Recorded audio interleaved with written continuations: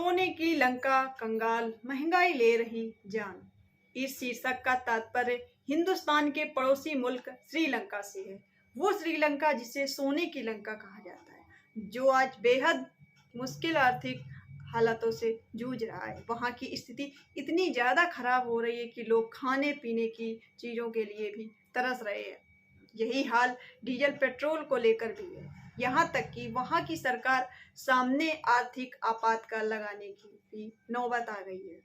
श्रीलंका का विदेशी मुद्रा भंडार समाप्त होने की कगार पर है और करेंसी की वैल्यू रिकॉर्ड निचले स्तर पर है। आइए आपको बताते हैं कि सोने की लंका की बदहाली कहां से हुई। ऑर्गेनिक खेती पर जोर, फर्टिलाइजर पर बैन। श्रीलंका की सरकार का एक हाल में लिया गया निर्णय इस संकट का कारण माना जाता है। दरअसल सरकार ने केमिकल फर्टिलाइजर्स को एक झटके में पूरी तरह से बैन और पूरी तरह से ऑर्गेनिक खेती का निर्णय लागू कर दिया। अचानक इस बदलाव ने श्रीलंका के कृषि सेक्टर को तबाह कर दिया। एक अनुमान के मुताबिक सरकार इस फैसले के चलते श्रीलंका का कृषि प्रोडक्शन आधा रह गया। अभी वहाँ का हाल यह है कि देश में चावल और चीनी की भी किल्लत हो गई है। इन सब के ऊपर सरकार द्वारा की गई अनाज की जमाखोरी इस समस्या को और विकराल बना रही है। दूसरे नंबर पर आता है टूरिज्म सेक्टर।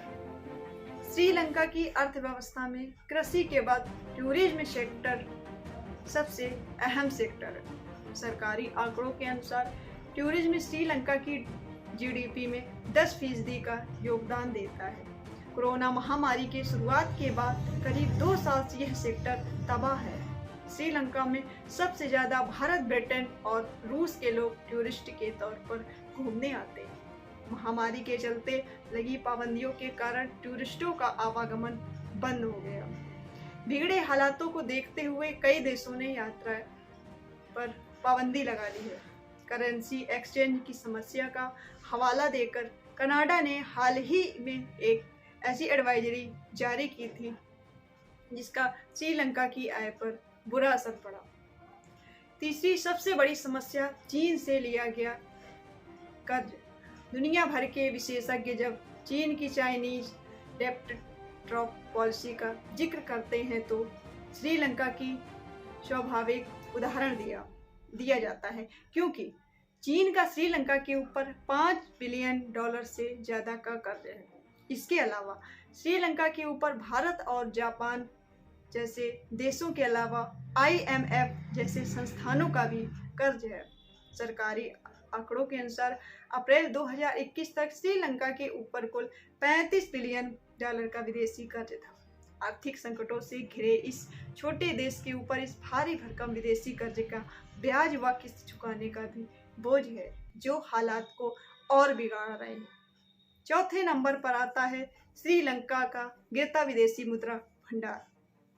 विदेशी मुद्रा भंडार के मोर्चे पर भी श्रीलंका को भारी परेशानियों का सामना करना पड़ रहा है। महज 3 साल पहले श्रीलंका के पास $7.5 बिलियन का विदेशी मुद्रा भंडार था।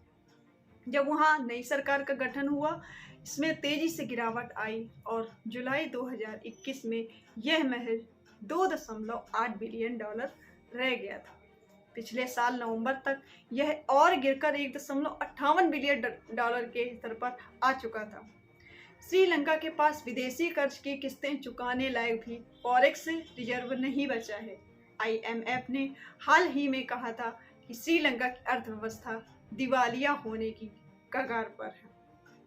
विदेशी मुद्रा भंडार कम होने से श्रीलंका रुपए की वैल्यू कम हो रही है, जिससे फॉरेक्स एक्सचेंज से जुड़ी समस्याएं पैदा हो रही हैं।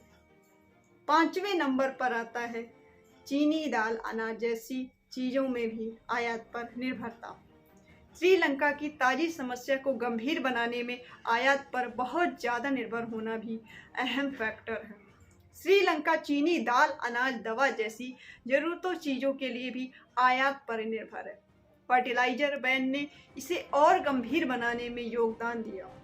अभी रूस और यूक्रेन की लड़ाई ने भी श्रीलंका की चुनौतियां बढ़ाई, क्योंकि पड़ोसी देश चीनी दलहन और अनाज आदि के मामले में इन देशों पर काफी निर्भर है। दूसरी ओर आयात बिल भरने के लिए भी देश के पास पर्याप्त विदेशी मुद्रा भंडार नहीं बचा है।